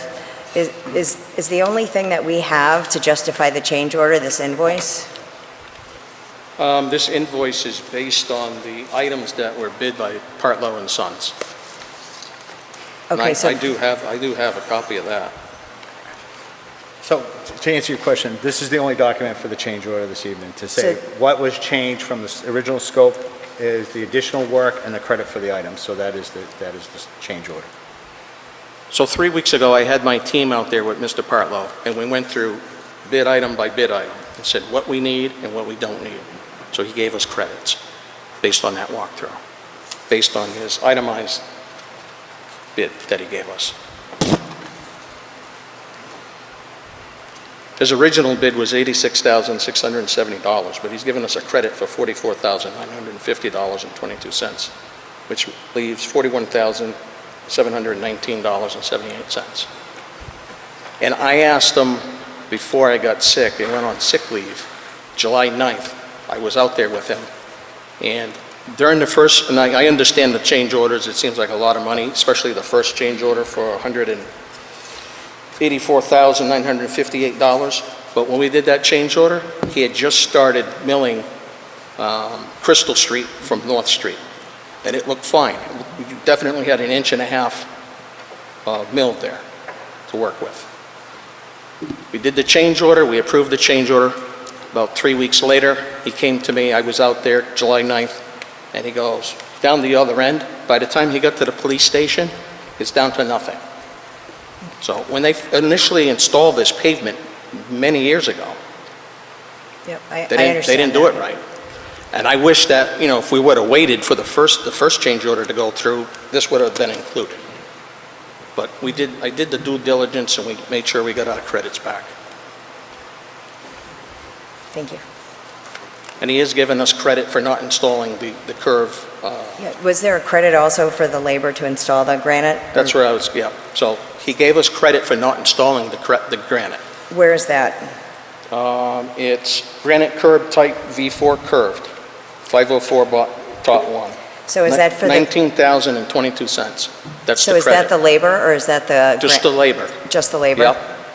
What are we going to do with the It's going to go back. 90-something pieces of curved? The town owns it. We're going to bring it back to the DPW, and my hope is to use it for future projects. And that's If we ever also do the not an rest of issue North with Street, CDBG? I mean, you Hold could on, one use at it a time, there. please. Go ahead. Oh, go ahead. Please, no, there's a question being asked, but go ahead. Finish up your statement. Bob, thank you. We'll use it. Is that in conflict with CDBG, though, since that money was for a specific project, if you're using it on other projects? If I may, we only had about $750 to spend towards the North Street. You're already well above that, I think, as they indicated, with the $180,000. You've already gone above the bid and beyond my budget. You're now paying for it outside of. So, things such as, you've taken title to curbing, that can be credited towards the money you've spent locally as a town. Again, CDBG's not getting into the minutia of the projects at that level. If there's a change order, it's local town funds. If we're taking title to curbing that we paid for through local funds, that's fine. Thank you. Thank you, Counselor. Any other questions on this? So I do have one more thing, Counselor. Yes, go ahead. I asked, it wasn't the contractor that came to me and said, you got to do this. It was me asking the question to the contractor when I was out there during the day, witnessing the work that was going on out in the streets. I said, it looks a little thin. I said, can you put more thin set? Because he had 500 tons of thin set in his bid. He goes, well, I could do that, but you may not get a year and a half out of it. Right? So. Thank you very much. Let's go ahead and move on. Any other questions from the council? All right. All those in favor? Opposed? So we have, gotta do my math again. You're opposed? I'm in favor. You're in favor, okay. So 7-2. Counselor Klein, Counselor Kelly. 6-2. 6-2? What did I say? 7-2? 6-2. All right. Must be the 9 in my head. All right. 6-2. Counselor Klein and Counselor Kelly opposed. Number 12. Vote to A, authorize the town of Southbridge to acquire, by purchase, gift, eminent domain, or otherwise, the fee to and/or permanent and/or temporary easements for the public way purposes, including without limitation, for layout, alteration, and easement plan of land for Mill Street over Quinnebog River and McKinstry Brook, Southbridge, Massachusetts, dated August 18, 2026, prepared by Alpa Consulting, LLC, as said plans may be amended and/or incorporated into the easement plan. B, raise and appropriate transfer from available funds and/or borrow the sum of $79,300 to fund the foregoing and any and all costs incidental or related thereto, including without limitation the costs of any land/easement acquisitions, and further, C, authorize the town manager to enter into all agreements, including to execute an order of taking and to take any and all actions as may be necessary or appropriate to effectuate the foregoing purposes. Allow the town manager to sign all related paperwork or documents. So moved. Second. Very well. First and second. Mr. Town Manager or Ms. Dean? It went to P&D. Oh, did it go on P&D? Yep. Yes, it did. Thank you, Councilor Daniel. Thank you, Mr. Chair. It went through affirmatively by a 4-0 vote. Thank you. Mr. Town Manager? Yeah, I'll defer to Peg because she did a lot of work, and I'd like to thank Peg on this, working with our legal counsel in regards to the order taking her, Katie Yoder. They've done a lot of work on this. This is for the Mill Street Bridge project. So the order of takings, we're responsible to secure the easements. That's our responsibility. The rest of the funding on that project is done through the TIP project. That is another TIP project. That is a federal, state funding project, and they will be overseeing the construction of that project. We should be slated to go out to bid shortly once we continue these, or get these easements in place. Discussion. Is this, Councilor Steves? My question actually goes to the section where it talks about how we're funding this. Are we raising, appropriating? Are we transferring from available funds? And if so, where? Or are we borrowing? We do have a right-of-way TIP project account, so we can amend that to take it out of that right-of-way project account, that we have some monies left over from the Main Street, East Main Street project, right? Is it? Or the downtown TIP project. So we already have monies left over in that right-of-way project. We do have available funds right now to do this, and then if we see that we need additional funding, we can come back to council. How much money do we have in that account? I think 126. How much? 126. 1,000, yes. Okay. So should we specifically designate that account as where it's coming from then? We can. It's account number. What was the account number? 64611. I can't hear you, sorry. Oh, I apologize. 64611. 64611. Okay, I'll make that motion to amend it to come from that account then. This is under B? Yeah. Okay, so we want to add that, raise and appropriate transfer from available So funds. that would be a transfer from available funds from that account.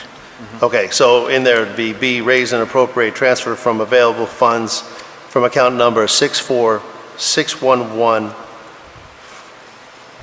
Account number 64611. Just to clarify, sir, Very well.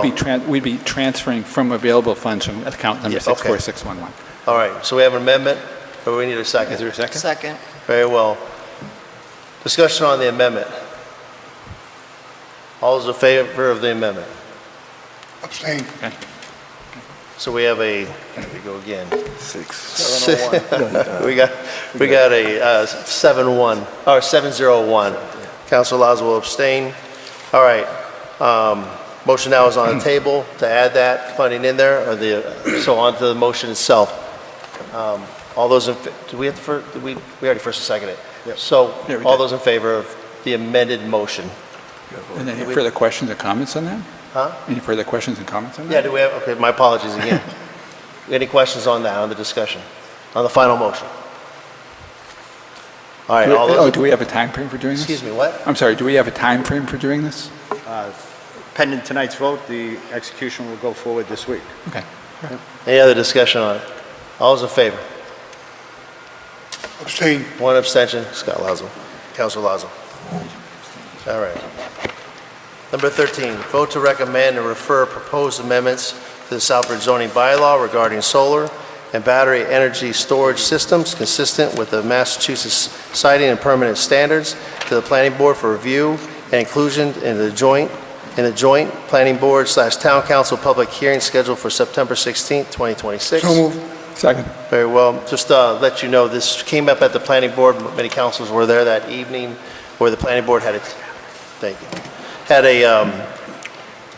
the planning board chair and the rest of the planning board. There was a time limit. Mrs. Yoder may be here, or maybe, yeah, there she is. She can explain a little bit better. She asked to go ahead and get this up there onto the town council so we can move this forward. Basically, and I may be wrong here, this is just to refer it back to the planning board for the public hearing itself. Right. Is there any questions on this or discussion?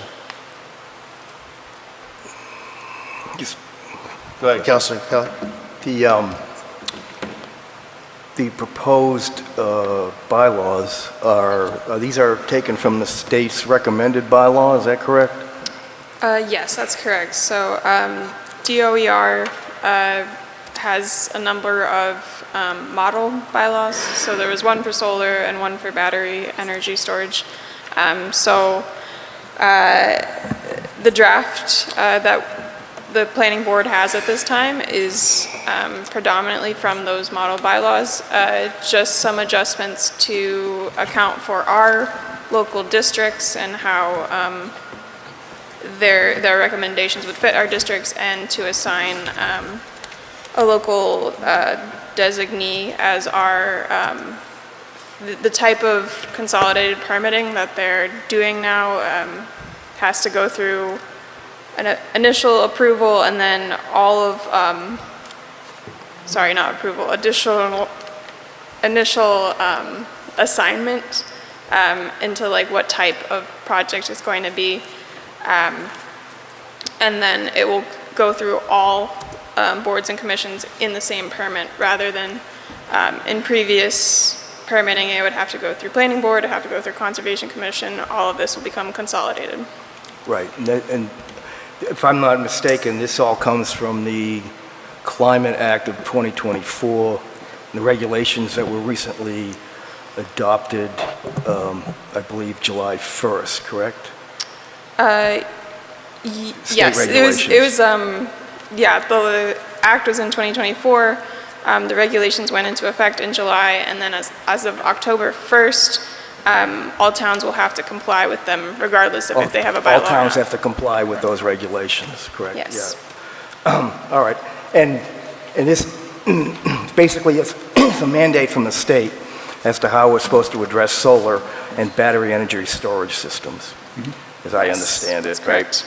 And so my understanding is that anything more than 100 megawatts, the state has sole approval authority over, correct? So this would only pertain to solar and battery energy storage systems under 100 megawatts. No. Is that right? Or is it 50 megawatts? I can't remember. Yeah, I would have to find the exact wattage, but yes, over a certain size, it will automatically go to the state. All right. Thank you. Thank you, Councilor. Councilor Steves? Yeah, thank you. My quick question is, okay, if they're consolidating this permit, who's actually holding the public hearings when we have them? Is that going to the planning board? You mean... Or it'll be like a joint hearing between planning board and conservation or whomever else needs to be involved? So, I believe it would still continue to go through each of these boards, but it would be the same permit. So, so rather than, say, a special permit through the planning board and then a notice of intent through the conservation commission, it's the same permit. If those boards chose to have joint hearings, I think that they could, but it wouldn't necessarily have to happen that way. Okay. And to follow up on what Councilor Kelly was asking about the size, the bylaw specifically says that anything larger than 25 megawatts for solar goes to the state, and anything larger than 10 megawatts for the BESS goes to the state. If I'm reading it correctly. Thank you. Councilor, you good? All Yes. set? Any other discussion on this? All right. All those in favor? Opposed? Oh, I'm sorry. Yeah. No, I'm sorry. Hold on. Hi there, Janice Clements, 128. So I wouldn't be so jumpy, except that you Go ahead. guys kind of went really quick on the last one. You went from amendment to vote, and we didn't get to ask questions, like, what are these Okay, easements? thank you, Where are they Mrs. from? Clements. And I understand that. You got to get up here on time, too, as well. Thank you very much. Go ahead. You didn't even, never mind. You didn't Okay. answer. Go ahead. That's true. Sorry. Sorry about that. I'm here on this one. I'm just saying, this is not the first time. I couldn't figure out where you were on your last one. So this one here, it says that it's going to go to the Planning Board Town Council public hearing scheduled for September 16th. That's the public hearing that was notified, yes, last week, right? Yes. Correct. Okay, at the last Yes. meeting. Okay, Yes. good. So therefore, since it pertains to battery storage, I'll continue with what I was going to say. So as we said, smaller facilities, 10 to 50 megawatts, can have trade-offs. For instance, instead of diesel generators, they can have more eco-friendly hydrogen fuel, can't even think here, hydrogen fuel cells or lithium battery storage arrays. So in this case, that's something that you're going to be talking about is probably battery storage arrays of some sorts. So that's one of the types of ways that they can get rid of the diesel generators and the extra air pollution, again with the smaller arrays. As far as the zero water cooling, which can be attained by air-cooled chillers and closed-loop liquid cooling systems, which were talked about earlier as well. So again, zero water cooling can be attained, especially the smaller units, it's much more feasible. It's just not as feasible for the 100 megawatt units. Controllable acoustic footprints, they can have acoustic baffles and property setbacks, of course, all reasonable to get them below the 45 to 50 decibels that are allowed. So again, I'm not trying to say that there aren't bad things. I'm just trying to say that there are two sides of things to look at. The smaller facilities also bring high tech to our community and skilled operational jobs. There are many options to what positives this could bring to Southbridge. Limitless, perhaps. Yes, tax revenues, opportunities to partner with local schools and colleges to focus training on local youth and citizens, specifically geared to only giving jobs to locals, and improved infrastructure and more. Those are just some positives. Yes, there are negatives, but I'm saying there are some positives, and so I mention these things in hopes that we can keep an open mind, like has been said before. What I heard from last week's meeting was more of what would be roadblocks that we can put up to hinder the progress, rather than if Southbridge can actually be ahead of the technology and find out what benefits we can attain from the train that is approaching, rather than just have it pass us by like the defunct railroad tracks that we're pulling up, where the train just never stopped and it kept going out to, I was thinking about that. I was in Holden today, and all of a sudden I hear the train whistle and lines come down, and there's the train going into Worcester. Southbridge had that opportunity back in the day, and then it just kind of evaporated. So I'm just saying that when it comes to what's possible, especially smaller, which is why I'm saying we should keep the AO, or we shouldn't do anything, it's not ours. We should entertain that the AO perhaps be many other things besides battery, besides data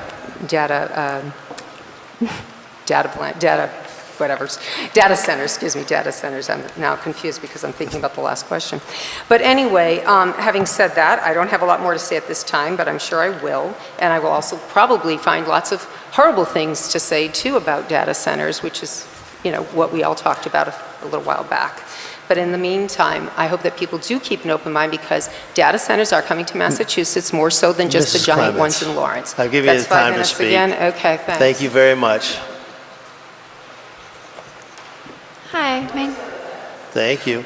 my name's Alicia Teague. I live at 657 Worcester Street, and I do work from home sometimes here in Southbridge. And I had a question about the topic that you're talking about with the batteries. I may have misunderstood, but is over that limit the 10 megawatts or the 25? I'm not sure. I don't remember the numbers. Did you say it goes automatically to the state if it exceeds those thresholds? And that's a requirement by law? Ms. Yoder, if you would like to let her I'm answer sorry. that. Thank you.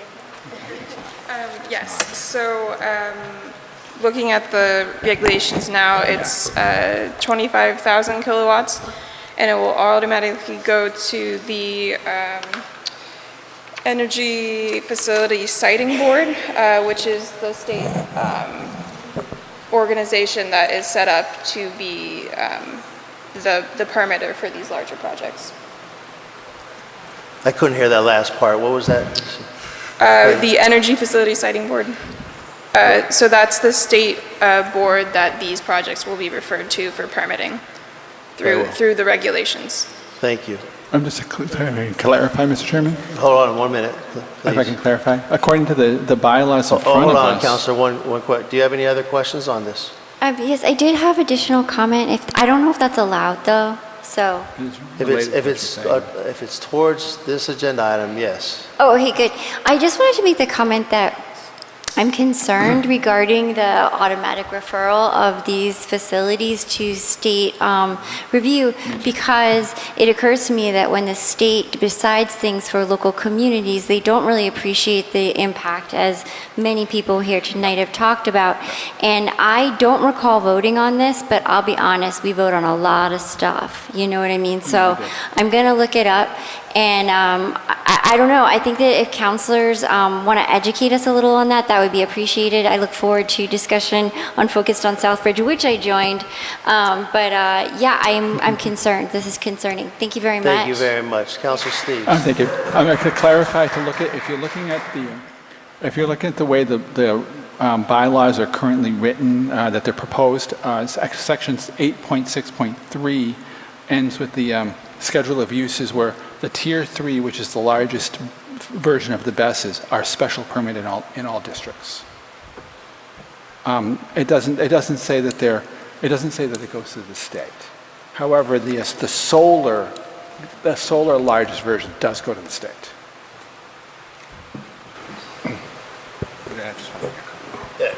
Ms. Talmadge. Yeah, through you to Ms. Teague. I suggest, Ms. Teague, that Ms. Teague, you may want to look at, I think it was yesterday's Telegram and Gazette, it might have been Sunday's. There's an editorial written by the town administrator in Sturbridge that was relative to the state and the things that the state is putting forward with no oversight from the towns. And we're seeing a lot more regulations or a lot more initiatives coming from the state that are removing local oversight, like the BES, like 2 families by right, the ADUs by right. They're taking a lot of those local options out and saying that everything's going to be allowed by right. So you may want to look at that and see what's happening in the state overall. Thank you. Thank you. Councilor Kelly, yep. All right, yeah, just follow up on the town manager's comments. It was the Climate Act of 2024 that put this into place. The state legislature basically took it out of the cities and towns' hands. And they are now the sole permitting the Energy Facility Siting Board, which was established by this act, is now the sole permitting board for anything over 25 megawatts for generation or 100 megawatt hours for storage.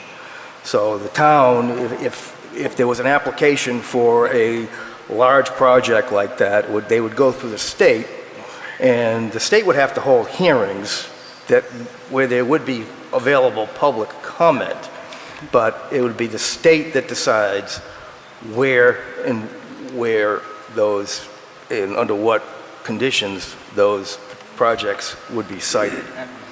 Anything under that is what the bylaws that are proposed tonight are we're supposed to be addressing. And in that same act, they put some limitations on how communities can approach these projects.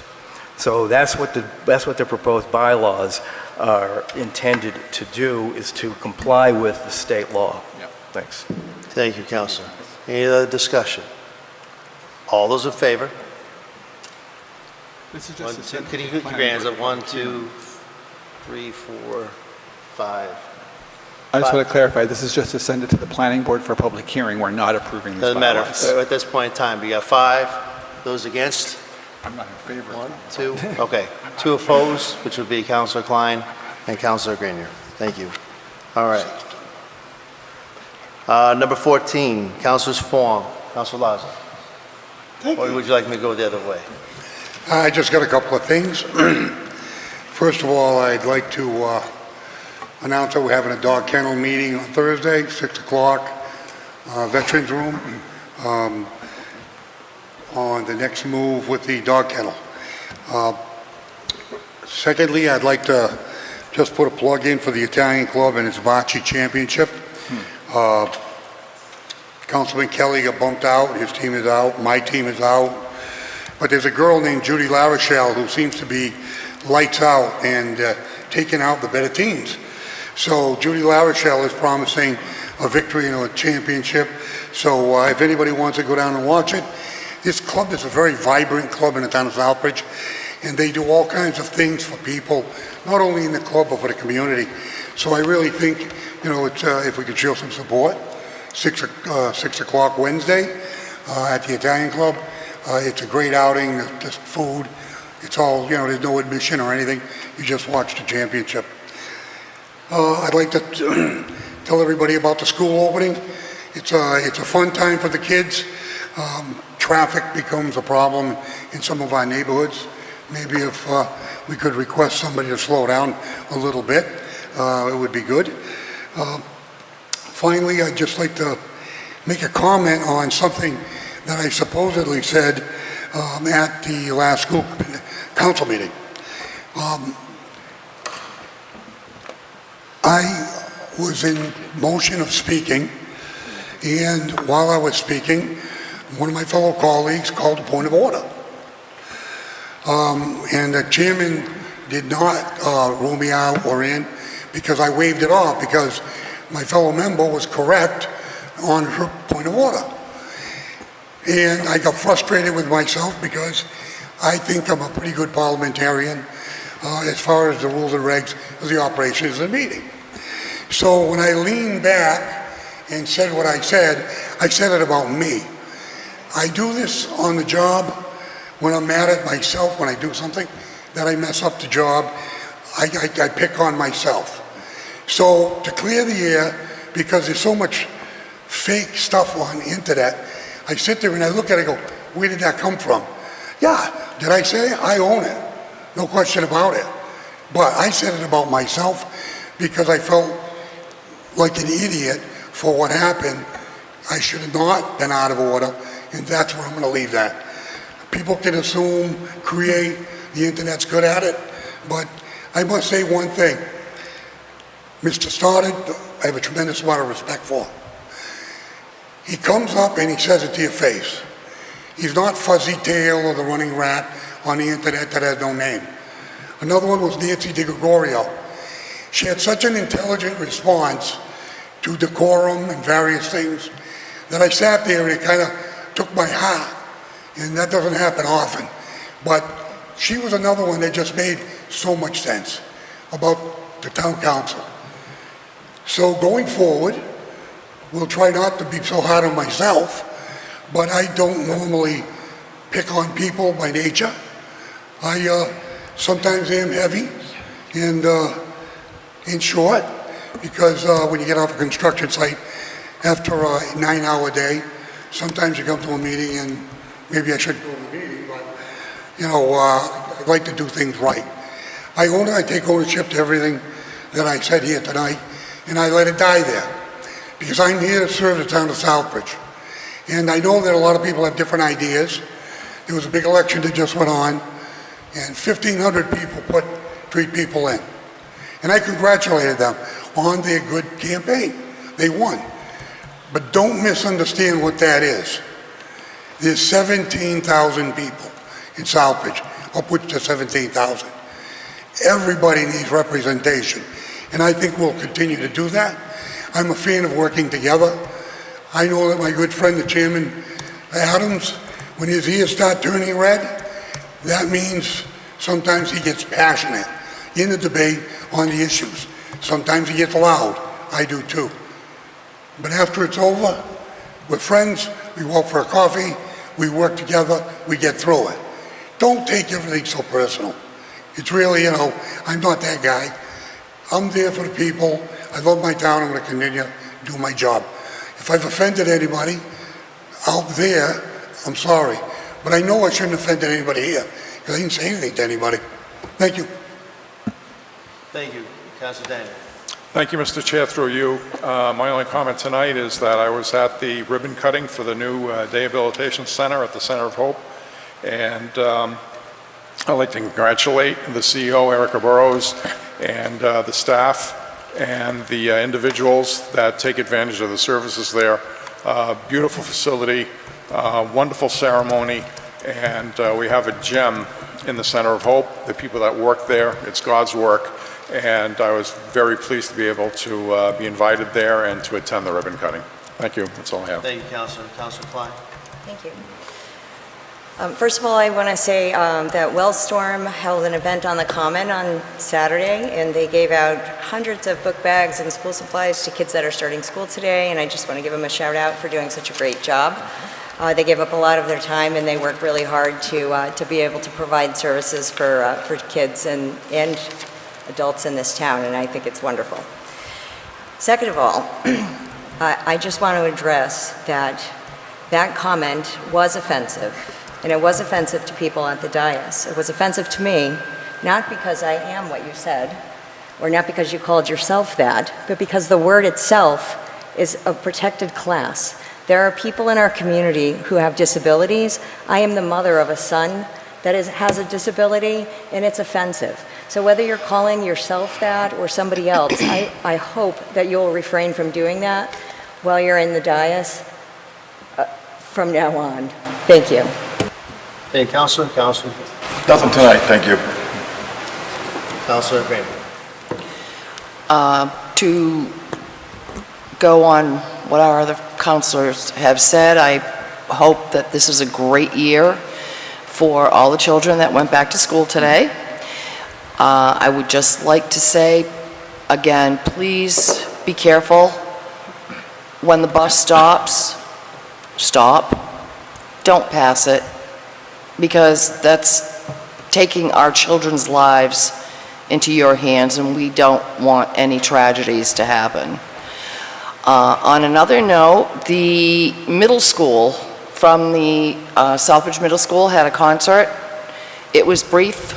It was an hour. I'm glad I made it for the last half hour. They were wonderful.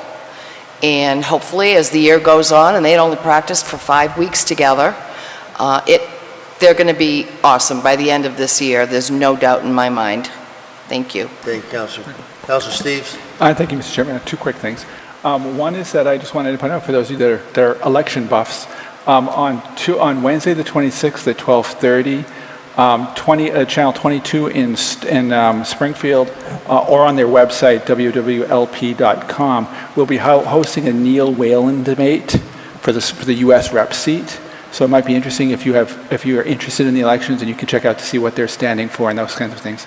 And the other issue that I wanted to point out is that, I don't know if you've been following some of the news, but there's a major water crisis going on in Puerto Rico now. And one of the organizations in town called Kind Heart Southbridge is in the process of collecting donations and water for their water relief, drought relief project. So you can go to the Facebook page and help them out, because there's a desperate need for water down there and other things. And that's all I had, Mr. Chairman. Thank you, Councilor. Mr. Vice Chair? Thank you, Mr. Chairman, through you. I'd just like to say welcome back to all the students and staff of Southbridge Public Schools. I wish you a very successful and productive and memorable school year. Thank you. Thank you. Number 15, discussion of next meeting dates. Yes, Mr. Chairman, our next meeting is, excuse me,